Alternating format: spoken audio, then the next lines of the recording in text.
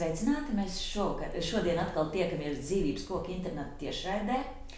Un šī tiešraide notiek projekta Ilgtspējīgas vides nodrošināšana psihosociālās rehabilitācijas onkoloģiskajiem pacientiem ieviešanai Latvijā ietvaros. Šis projekts tiek realizēts ar Eiropas ekonomikas zonas finanšu un Latvijas valsts finansiālo atbalstu. Un mērķis ir panākt, lai cilvēki pēc onkoloģiskām saslimšanām saņem rehabilitāciju kā neatņemumu onkoloģiskās un sociālās aprūpes sastāvdaļu. Vārdu sakot, mēs runāsim par brīdi pēc onkoloģiskas saslimšanas, par psihosociālo rehabilitāciju, tā skaitā arī par Dzīvības koka rīkotajām rehabilitācijas nometnēm, kas saucās Spēka avots.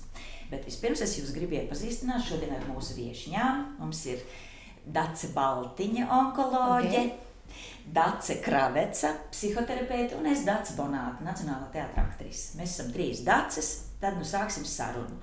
Un pirms mēs runājam par nometnēm, es vispirms gribētu varbūt sākt no tāda gala. Kāpēc vispār, ja cilvēks ir nonācis kaut kādā dziļā krīzē, kas, protams, arī ir smaga slimība? Kāpēc cilvēkam ir tā tēlaini izsakoties pēc tam svarīgi iziet ārpus kaut kāda ierastā sava loka? Kāpēc ir svarīgi pamēģināt kaut ko jaunu, satikties ar citiem cilvēkiem? Kāpēc ir svarīgi paust savas emocijas un kādi tad ieguvumi tad cilvēkam ir? Ļoti plaša tēma, bet tie būtu tie jautājumi. Lūdzu, Metams. Jā, tēma tiešām ir ļoti plaša.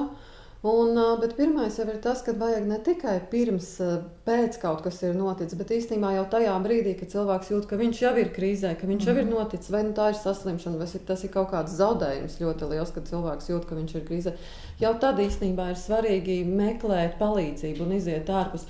Un pirmais, ko es pati vienmēr saku saviem klientiem, ir tas: lūdziet palīdzību. Ja jūs jūtaties slikti, nebaidieties vienkārši lūgt palīdzību. Visiem, kas jums ir apkārt, iet un teikt, man ir slikti, jo tas, kā jūs jūtaties, tas ir pilnīgi normāli tā brīža, lai arī kādas būtu tās sajūtas, tās ir normālas un dabiskas reakcijas uz krīzi. Nosacīt varētu teikt, ka vēža diagnoze ir viena no tām slimībām, kas būtībā cilvēka dzīvi pārgriež 2 daļās: dzīvi pirms un dzīve pēc šīs slimības, jo mainās vērtību skalas ne tikai attiecībā par savu veselību, arī par daudzām citām lietām, tā skaitā ģimeni, draugiem. Cilvēki bieži atzīst šīs pašas nometnes pacients, kad tagad tas, par ko viņas uztraucās, ir daudz nozīmīgāks nekā varbūt iepriekš dzīvē, kas ir to darījuši. Un būtībā šo cilvēku viena no tādām pazīmēm ir informācijas vakums. Pēc tam, kad viņas ir uzzinājuši šo diagnozes faktu, kad varbūt jau ir slimības ārstēšana pabeigta, un tāpat laikā ir palikuši ļoti daudz neatbildētu jautājumu. Tātad, kas ir arī viens no šīs nometnes uzdevumiem, mēģināt informēt šos cilvēkus ne tikai par slimību, bet arī, ko viņas varētu darīt, kā viņām rīkoties, kā uzvesties, kā runāt ar saviem tuviniekiem, kā pašām domāt par savu izskatu, un tas ir ļoti, ļoti nozīmīgi. Tātad mēs jau esam pieskāršies pie tā, ka šīs nometnes nav izklaides nometnes. Tas nav ar desiņām un ugunskuriem un pārgājieniem, kas varbūt kādreiz varētu arī notikt. Bet šajās nometnēs ir ļoti intensīva programma, kas tiešām izglīto, un ar šīm iegūtajām zināšanām var dzīvot pēc tam ļoti, ļoti ilgu laiku un, kā saka, viņas īstenot dzīvē. Tātad šogad arī šīs nometnes notiks, būs 3 nometnes. Visu informāciju jūs varat uzzināt internetā www.dzīvībeskoks.lv. Vēlreiz saku www.dzīvībeskoks.lv. Nometne ilgs 5 dienas. Tur ir līdzmaksājums 8 eiro dienā, kopā sanāk 40 eiro. Šādas nometnes Dzīvības kokam jau ir, kā saka, tiek rīkotas no 2009. gada un ir notikušas 12 vasaras nometnes un 3 ziemas nometnes. Un par viņām ir ļoti labas atsauksmes. Bet turpināsim šo sarunu. Kas notiek šajās nometnēs tā konkrētāk jau? Kas tad Dace notiek?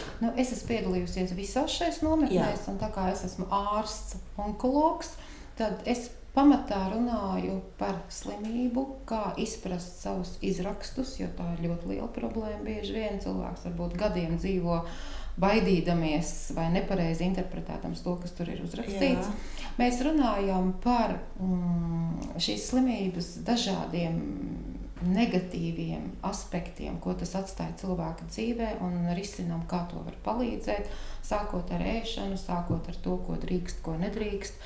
Runājam par kontracepciju, par auglību, par seksualitāti, kas ir tādi jautājumi, ko nosacīt mēs varētu atsaukt, ko ārsti nestāsta pacientam. Jo būtībā tas, ko es kā onkologs runāju, ir to, kas palika nepateikts sievietei, vai nu saņemot ārstēšanu vai ārstēšanu pabeidzot, šie jautājumi viņai nav atbildēti. Nu, un tad ir vairāki kolēģi, psihoterapeiti, mākslu terapeiti, uztura zinātnieki, kas tātad atkal savā sfērā informē par to, kā varētu sieviete sev palīdzēt. Jā, es arī esmu bijusi vienā tādā nometnē, un jāsaka, tā programma ir tiešām ļoti intensīva un ir ļoti daudz ko domāt pēc tam.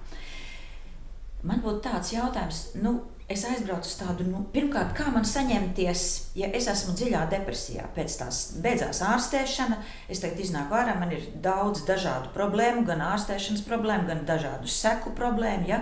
Kā man tagad saņemties, tā nometne varētu būt tas pirmais solis, ja? Kaut kādā nezināmajā, kā man saņemt sevi, kā man saņemties uz tādu soli? Es laikam pat sākšu ar to, ka tajā brīdī, kad tiešām ir tā krīze, vai tā ir tiešām saslimšana vai kāda cita, tad ir tā, ka tā ir paralizējoša un liekas, kāpēc vispār ar mani, tad ir nepieņemšana, kā tas vispār varēja notikt. Es tam neticu, tā tas nevar būt. Dusmas, protams, kas ir absolūti, kāpēc man, kāpēc tā notika. Jā. Tas ir pilnīgi absolūti dabīga reakcija, kā tajā brīdī cilvēks jūtas. Un tajā brīdī cilvēks ir viens, un viņš jūtas ļoti, ļoti viens un bail tā kā iziet kaut kur ārpus vispār kaut kādiem rāmīšiem. Bet tā lielā īstenībā tas ieguvums arī no šiem nometnēm ir tas, ka tajā mirklī, kad es uzdrošinos ar kādu runāt, jau īpaši ar cilvēkiem, kas to ir pārdzīvojuši un kas arī pazīst to, nevis vienkārši kaut kāds garām gājējs, kas, man ļoti žēl, jā, žēl, ko tu man vari teikt, bet kas ir palīdzējusi, kas ir pats izgājis cauri, tas ir tā, es neesmu viena, es beidzot neesmu viena, man ir citi, kuri arī īstenībā jūtas līdzīgi. Tad man nevajag tās nedusmas apspiest sevī un slēpt, ne aizvainojumus, ne sašutumus, ne žēlumu, ne raudulīgumu, viss, kas nāk, man nevajag to slēpt sevī un turēt ciet, bet laist, kā saka, laist brīvi, laist vaļā. Un ļaut tam notikt. Tieši tā, jo viņš kādreiz beigsies, vai ne? Viņš kādreiz beigsies, jo tikai atklāta emociju paušana ir veids, kā mēs varam no sāpēm atbrīvoties. Un tas ir vienīgais veids, paturot sevī, mēs viņus nospriegojam vēl vairāk, un tad viņas nāk ārā vai vēl spēcīgāk kādā mirklī vai atkal somatizējas. Savukārt, tikai tas ir vienīgais veids, kā mēs varam tikt no viņām brīvi. Es arī aicinātu visus, kas skatās, varbūt, kas paši nav pacienti, bet ir savu pacientu tuvinieki, draugi, radi. Ļoti liela nozīme ir draugu atbalstam, tuvinieku atbalstam, iedrošināšanu. Aizbrauc, varbūt tev palīdzēs, varbūt tev paliks vieglāk. Jo, diemžēl mums ir bijuši tādi gadījumi, ka pat ģimenes ārsti pasaka, kas tev tur meklējums, kāpēc tu tur brauks, ko tu tur uzzinās tādi īpaši.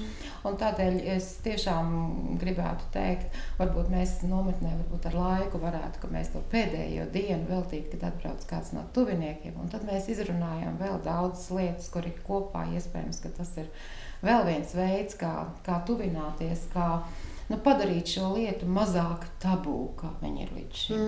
Jo tuviniekiem patiesībā pašiem ir bail runāt ar to cilvēku, jo viņi bail aizskart tur kaut kādu pajautāt, kas tev īsti notika, kā tu patiesībā jūties, jo viņiem ir ļoti bail no tām emocijām, kuras nāk no šī cilvēka, kuras un līdz ar to viens baidās pajautāt un otrs baidās atklāt.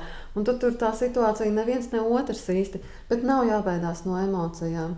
Bet ja vienmēram ir tāds, ka tā iekšējā sajūta ir tāda, ka es negribu ne ar vienu runāt, es gribu palikt viena, es gribu, pārdomāt un izšķidāt to, kas man tur iekšā, un tiešām arī risināt tos jautājumus, kāpēc ar mani notika, kāpēc manā dzīvē ir tāds pagrieziens. Vai ko man vajag darīt? Vai man vajag piespiest, es uzsveru to, piespiest sevi iet un kontaktēties, ja man vajag arī kādu laiku pabūt ar sevi tomēr. Kā tas ir ar to piespiešanu, man interesē? Vajag noteikti ļaut arī sev laiku pabūt ar sevi, jo tas arī dod ļoti daudz. Bet tā pašā laikā noteikti, ko es iesaku, tādas pilnīgi elementāras lietas, kā centies saglabāt dienas režīmu, nevis tā kā, es te tagad gulēšu depresiju un tā tālāk. Tur būs jāpiespiež sevi. Noteikti būs kaut kādā brīdī mazliet arī sevi jāpiespiež. Ka es tomēr ēdu, sakoju līdz ēdienu reizēm, es tomēr ēdu, es daru, es pieceļos, es eju uz darbu, vai katram mums ir savas lietas, ko mēs darām. Es daru tās lietas, jo tas ir tas, kas īstenībā arī palīdz noturēt sevi. Dzīves kārtība. Jā, dzīves kārtība.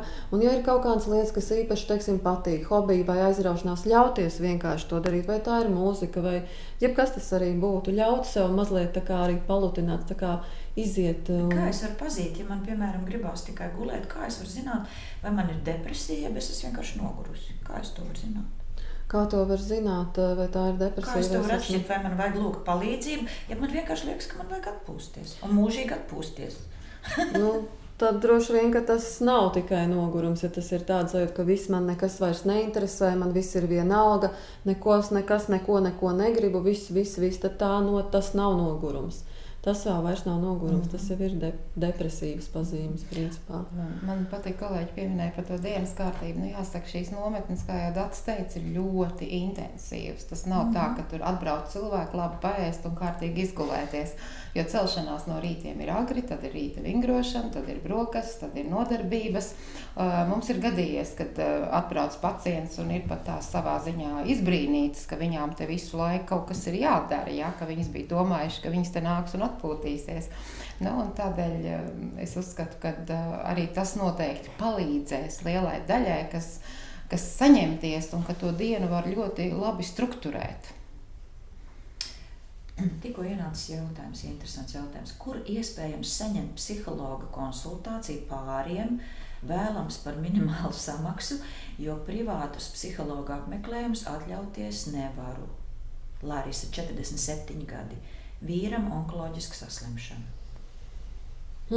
Pāriem, kur iespējams par minimālu samaksu. Tas varētu būt jautājums jāpadomā īstenībā pirms tam. Pēc pārraides varbūt, ka tā ir Skalbes, kas ir biedrības Skalbes, kas arī sniedz psihologu konsultācijas pāriem tieši uz tā arī uzreiz, jo nevaru atbildēt uz šo. Jāsaka tā, tas mans priekšlikums, ka vajadzētu varbūt šo pēdējo dienu, kad atbrauc tie tuvinieki, kuri vēlas nepiespiedu kārtā, tā būtu atkal iespēja tiešām šīs nometnes ietveros pilnīgi bez maksas, izrunāties un varbūt šim pārim tālāk jau dot kaut kādas norādes, ko viņiem darīt, un iespējams, ka viņiem pat nebūs vajadzīga ilgstoša, dārga psihologa vai psihoterapeita apmeklējums. Tā ir ļoti laba doma par tām nometnēm. Ļoti labs ierosinājums. Man vienmēr tas licies, jo parasti pacients jau nav viens. Viņam ir ģimene apkārt. Protams, ne jau viss tabors var atbraukt uz to nometni, bet kāds, kas viņam personīgi ir visnozīmīgākais cilvēks, vai kuram savukārt pacients ir ļoti nozīmīgs. Es ļoti labprāt runāju ar ģimeni, pat ar bērniem atsevišķos gadījumos, jo tas nav atdalāmi. Tā, Zuze. Labdien! Sakiet, lūdzu, vai ir kāds izskaidrojums, kāpēc tieši ar vēzi, onkoloģisku saslimšanu saistīti tādi stereotipi, tādas bailes? Vai ir kādi pētījumi, ka šī slimība ietekmē psihi? Katrā ziņā šobrīd ir pat tāda medicīnas nozara, kā neiropsiho-onkoloģija, kas pēta dažādu smadzeņu funkciju saistību ar daudzām citām norisēm mūsu organismā. Un ir zināms, piemēram, ka hronisks, tātad ilgstošs neatrisināts distress var novest pie imūnās sistēmas traucējumiem. Ja mēs šodien tā no zinātniskā viedokļa skatāmies, kad arī ļaundabīgie audzēji ir sekas kaut kādam disbalansam, kas ir organismā visās sfērās, ne tikai fiziski, arī emocionāli. Laikam būtu pārspīlēti teikt, ka vēzis ir psihosomātiska slimība, bet ar savu 30 gadu ārsta pieredzi onkoloģijā es varu teikt ļoti tuvu tam. Un tiešām šādas hroniski neatrisinātas problēmas. Man bieži tas jautājums ir, kāpēc kara laikā mazāk slimoja, ja, jo tad stresa ir vai dieniņi pār pārēm. Bet šis ir vairāk tāds eksistenciāls distress, kas šos cilvēkus, tās ir pārattiecības, tās ir ģimene, tā ir sadzīve, tas ir darbs, ja? Un tā tāda ilgstoša neapmierinātība, nespēja piedot, nespēja izlīgt. Protams, ka viss šis emociju negatīvā gūzma krājās un kaut kur jau tas uz āru izpaudīsies. Droši vien labi, ja tādā brīdī ir tomēr kaut kāds speciālista, kā saka, plecs blakām, jo es atceros, tad, kad es slimoju, es kaut kur neviļus izdzirdēju tādu frāzi arī no kaut kāda psihoterapeita, ka sakarā ar onkoloģiju, ka ir nepareizi dzīvota dzīve. Un es atceros, man šī frāze tik ārkārtīgi trāpīja. Man viņa iedzina tādā kauna sajūtā par savu slimību, ka man pagāja ļoti, ļoti ilgs laiks, kamēr es spēju gadu garumā, ja, kamēr es spēju no šī fakta atbrīvoties. Tā kā visi šie, ir ļoti svarīgi, man liekas, būt tādam zināšam speciālistam kaut kur blakus vai ļoti tuvam cilvēkam, kas tev palīdz tādā brīdī. Jā, šī palīdzība bieži vien varbūt nav vajadzīga tādā medicīniskā izpratnē speciālista, bet pietiek, ja tev ir saprotoša ģimene vai saprotoši draugi. Es arī kādreiz ar pacientiem runāju, viņi saka, man nav neviena. Es saku, sunīts ir. Arī ar sunīti var runāt. Galvenais jau, kā kolēģi teica, izlaist no sevis ārā to problēmu. Man ir slikti. Man ir bail, ja? Jo cilvēki baidās nosaukt šīs lietas īstos vārdos, un faktiski problēma sākas tajā brīdī, ka viņš nevar pateikt, kas viņam ir. Es arī pacientiem parasti neprastu, kas jums skaiši, es prastu, kas jūs šobrīd visvairāk uztrauc. Un tad, izejot no tā, mēs runājam par to viņu problēmu. Kādreiz ir arī tā, ka cilvēks nemaz nepazīst tās savas sajūtas. Tas arī tas, ka viņš neprot pateikt, vai ne? Viņš neprot pateikt. Viņš nosaukt to vārdā nemāk. Un, protams, šobrīd mēs runājam onkoloģiju, tā tomēr ir mūža otrās puses slimība, bet skatoties, kā attīstās valoda mūsdienās, šī SMS leksika, es ar šausmām domāju, kas būs, ka šī paudze sasniegs 60, 70 gadu vecumu, ka viņi būs vēl mazāk pieraduši vispār komunicēt un izteikt savas domas vai bailes. Bet pirmkārt jau tās ir bailes, jo bailes ir ļoti paralizējošs faktors tajā brīdī, kad cilvēks uzzina un nezina, kas būs tālāk, kas ar mani notiks, tas paralizē. Tik ārkārtīgi, kad tad pat pazūda, ko man tālāk darīt un kā vispār būt un kā dzīvot. Visādas trauksmes arī stāvokļi un tādi visādi arī, protams, ir jā. Daktarei Baltiņai, kā citur pasaulē risina psihosociālās rehabilitācijas problēmas? Kārlis, 35 gadi. Principā daudz viet ir šīs pacientu organizācijas, un praktiski lielāko daļu viņas risina cauri pacientu organizācijām. Bieži tās ir grupas, tās ir nodarbības ar pāriem, tās ir nodarbības ar grupu, kur sanāk cilvēki ar līdzīgām problēmām. Mums Latvijā ir nelaime tāda, ka psihoterapeiti pamatā nodarbojas ar maksātspējīgu kontingentu un risina pilnīgi citas problēmas. Aizgājis vīrs, tur vēl kaut kas. Onkoloģija būtībā, tā ir lieta, kas ir saistīta ar ļoti smagu jau fizisku stresu, kuram pievienojās vēl šis emocionālais stress, un te ir jāsāk faktiski ar pašas slimības sapratni. Jo vairāk, tā ir mana pieredze, jo vairāk cilvēks saprot, kas ar viņu ir noticis un kas var notikt, jo viņš nomierinās. Ja, viņš nomierinās. Es atceros, man bija pacienti, kas jautāja doktoru ārprāts, kā tas būs, kad es nomiršu. Un, kad es viņai teicu, jūs jau to pat neuzzināsiet. Ja? Viņa padomāja, jā, patiešām. Ja? Tā kā, viss, kā mēs runājam, piemēram, par nāvi, ir tās teiciens ars moriendi, jeb miršanas māksla, teiksim, no 18. 19. gadsimtā, ja mēs paskatāmies gleznas vai literatūru, kur šī atvadīšanās notiek ģimenes, draugu ļoti plašā lokā. Mēs arī ļoti maz par nāvi runājam. Un arī ārstam ir grūti. Ja es kā ārsts saprotu, ka arī es esmu mirstīga, man ir vieglāk runāt arī ar pacientu par šo lietu. Jā, protams, neviens jau neies ārsts pie pacients un sāks par nāvi runāt, bet šie cilvēki ļoti gaida. Piemēram, sieviete man rudenī stāsta, ka viņai pavasarī dēls beidz vidusskolu. Viņi jau negrib man informēt par dēlu vidusskolu. Viņi tas ir slēpts jautājums, vai es izdzīvošu līdz tam pavasarim. Ja? Nu, šādi. Bet risinu, un es ļoti ceru, atbildot Kārlim, ka atbrauciet uz šo nometni, ja? Nekautrējieties. Pat ja jūs būsiet vienīgais vīrietis, to speciālistu parasti šai nometnē ir daudz, un visiem ir iespēja individuāli runāt ar katru no viņiem. Tieši tā. Varbūt jūs, doktor, varat izstāstīt, kā mainās cilvēki pēc tās nometnes? Es esmu bijusi pilnīgi visās nometnēs, atbrauc ļoti norobežojušies sevi, ļoti tādi aizdomīgi, ak, Dievs, un kas te apkārt, un tiem arī visiem vēzis, un kā nu te būs. Un tad, kad nometnē šīs 5 dienas, kas liktos, kas tas ir 5 dienas, bet arī pat laikā viņas ir ļoti piepildītas šīs dienas. Beigās prombraucot ir tādas draudzības, tādas tik pozitīva emocija, ka cilvēki ir atraduši viens otru, ir atraduši sev līdzīgus, ar ko dalīties šai sāpē. Cik es zinu, pēc tam sarakstās, pat savas grupiņas dibina jau attiecīgi reģionos. Ja? Es uzskatu, tas vien jau ir vērtējums šām nometnēm kā absolūti nepieciešams. Tieši tā, jo tie cilvēki, viņi var sarunāties ar cilvēkiem, kas viņus saprot. Ja? Jo bieži vien ir ļoti grūti pastāstīt, kā tu jūties tam, kas tam neiet cauri. Bet ja tu zini, ka pretī tev sēž tieši tāds pats, ir ļoti viegli atrast to kontaktu. Ja? Un beidzot ir tā sajūta, es neesmu viens. Es esmu saprast, nevis kāds, kurš no malas man saka, būs jau labi. Kas būs labi, bet es neesmu viens. Jā, vēl viens jautājums. Kas bez grupu terapijas vēl notiek spēkā avotu nometnēs? Vai tas dar vīriešiem? Ansis 48.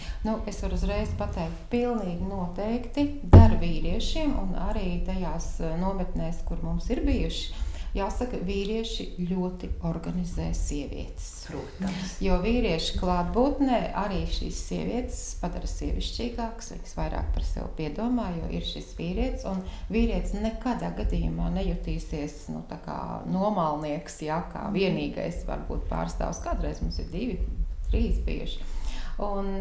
Bet šī gadījumā ir jāsaprot, ka šis vīrietis brauc uz šo nometni, lai īstenotu savu mērķi. Ja? Viņš grib uzzināt kaut ko vairāk, viņš grib saņemt palīdzību.